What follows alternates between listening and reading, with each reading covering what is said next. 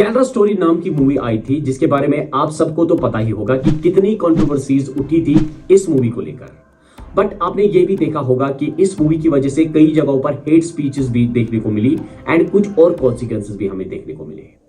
कई सारे यूट्यूबर्स ने इस पर वीडियो अपलोड किया है, कुछ यूट्यूबर्स जो कि इसकी कहानी को कंप्लीटली सपोर्ट करते हैं एंड कुछ यूट्यूबर्स जो इसकी कहानी को रियलिटी से अपोज करते हैं।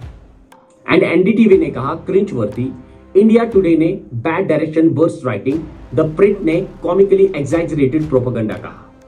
अब आखिरकार सच्चाई क्या है इस मूवी की एंड कितनी ये फैक्ट्स पर बेस्ड है, तो चलिए इस वीडियो में समझते हैं हम इसे। देखिए 1994 में कैलरा के अंदर एक ऑर्गेनाइजेशन सेटअप की गई जो कि मुस्लिम्स के राइट्स को रिप्रेजेंट करेगी, बट टाइम टू टाइम इनका नाम आईएसएस के साथ लिंक होता जाता है। फिर 2006 में इसका मर्जर हुआ और एक नई ऑर्गेनाइजेशन बनी पीएफआई, यानी कि पॉपुलर फ्रंट ऑफ इंडिया के नाम से।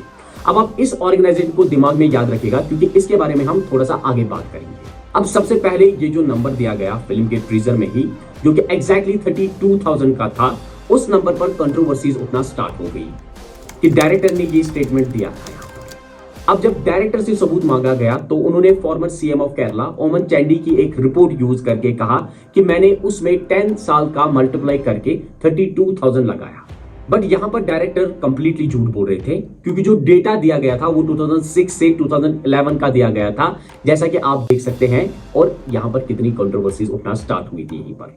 एंड कुछ लोगों ने इस रैंडम नंबर को लेकर अपना ट्वीट स्टार्ट किया एंड विद एक्ट्रेस अदा Sharma without actually knowing the facts. लेकिन फैक्ट्स को जाने बगैर उन्होंने ट्वीट स्टार्ट किए कि 32,000 जो है वो केरल से है। एंड अब आप सोचोगे जब उसके पास ऐसे कोई प्रूफ था ही नहीं, फिर ये नंबर क्यों लगाया गया? इसका सीधा सीधा और मोटा मोटा जवाब ये है कि अगर स्टोरी में कहा जाता मेरे जैसे 66 या मेरे जैसे 150, तो मूवी में वो बात रहती ही नहीं जो 32,000 से आ गई है। अब देखिए, अगर कुछ भी गलत हो रहा है कंट्री में, इसको फिर हिंदू मुस्लिम में कन्वर्ट करना ये बहुत ही ज्यादा गलत बात है क्योंकि इस सबसे नफरत ही फैलती है, जैसा कि इस मूवी या कश्मीर फाइल्स टाइप की जो मूवीज है इन्होंने किया हुआ है।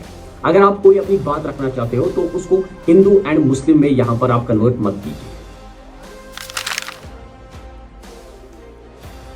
यस, ये बात बिल्कुल सही है कि पीएफआई जो है वो रेस्पॉन्सिबल थी कन्वर्जन के मामले को लेकर, लेकिन ये बात भी याद रखनी है हमें कि कई सारे मुस्लिम ऑर्गेनाइजेशंस ने इस पीएफआई के खिलाफ भी बोला था। एंड पीएफआई की जो वुमेन विंग है उसकी जो हेड है जैनबा, वो ये कन्वर्जन के बारे में कहते हुए पाई गई। तो पीएफआई ने बहुत सारे कन्वर्जन्स तो करवाए थे, लेकिन फोर्स्ड कन्वर्जन्स कहीं पर भी यहां पर इस्तेमाल नहीं किया गया है। एंड फाइनली इस ऑर्गेनाइजेशन को बैन किया गया है। लेकिन बात जो समझने की कोशिश करते हैं हम पहले, without any hatred and bias statement, कि कन्वर्जन और फोर्स्ड कन्वर्जन की डिफरेंस क्या है। फिर आगे बात करते हैं एक्चुअल डेटा क्या था कन्वर्जन का। इसको इन एग्जांपल्स के साथ समझते हैं कि अकीला नाम की एक लड़की थी जो कन्वर्ट होकर शफीन जहान नाम के लड़के से शादी कर लेती है एंड इसका नाम फिर हादिया हो जाता है।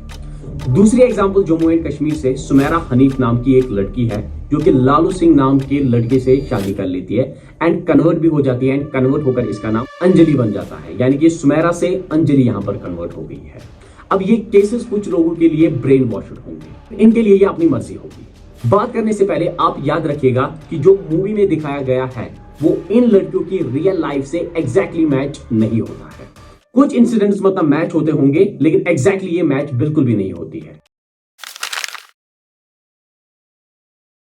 अब जो ये 4 लड़कियां हैं इनके नाम है सोनिया सेबेस्टियन आयशा, निमिशा संपत फातिमा, मैरिन जैकब मरियम, रफेला। 2016 में जब 60 लोग अफगानिस्तान गए तो उनमें से ये 4 भी थी। अब सबसे पहले बात करते हैं सोनिया सेबेस्टियन के बारे में। सोनिया सेबेस्टियन के हस्बैंड का नाम है अब्दुल राशिद। निमिशा के हस्बैंड का नाम ईसा, जो कि कन्वर्टेड था, पहले उसका नाम वैक्सेंट विंसेंट था। मैरिन के हस्बैंड का नाम याहया था जो कि ईसा का भाई था, उसका पहले नाम जो था वो बेस्टन था। इन लोगों के साथ धीरे धीरे कुछ और लोग ऐड हो जाते हैं एंड फिर ये 60 लोग जाते हैं अफगानिस्तान की ओर, जिसमें 26 मेल, 13 फीमेल एंड 21 चिल्ड्रन थे। देखिए, हमारे देश का कानून है कि कोई भी सिटीजन चाहे वो किसी भी रिलीजन को प्रैक्टिस कर सकता है। ये यहाँ पर हमारे देश का लॉ है। एंड जिस तरह से मूवी में इंसिडेंट दिखाया गया है वो रियलिटी से मैच नहीं होता है। मे बी जैसे मैंने कहा था कि कुछ इंसिडेंट्स मत ना मैच होते होंगे। मूवी में दिखाया गया है कि कैसे मेन एक्ट्रेस को प्रेग्नेंट किया जाता है एंड फिर दूसरा मुस्लिम लड़का इससे शादी कर लेता है इसका रियलिटी के साथ कोई भी वास्ता है ही नहीं। मूवी में दिखाया गया है कि यहाँ पर अफगानिस्तान जाने के बाद कैसे ये यहाँ पर सिंपैथेटिक है, लेकिन रियलिटी में ऐसा कुछ भी नहीं है। आप देख सकते हैं कि रियल इंटरव्यूज इन लड़कियों के। I was a Khilafah when I was a Mahmoud. I was happy at that time. So I can never say that Khilafah was wrong. What I did was wrong. That I can't say that because I had a comfortable life. हाँ, कुछ expectations जो थे वो इन लड़कियों के match नहीं हुए वहां पर जाकर, ये बात तो सच ही है। अब आप सोचेंगे कि क्या डायरेक्टर को ये सब पता नहीं था? बिल्कुल पता होगा, पर जो मजा हिंदू मुस्लिम्स को आपस में लड़वाने में है वो मजा किसी और चीज में डायरेक्टर को नहीं आता। यानी कि हमारे देश में अमन लाने के बदले ये नफरत लाते हैं। ये नफरत तो आराम से इन लोगों को चल जाती है।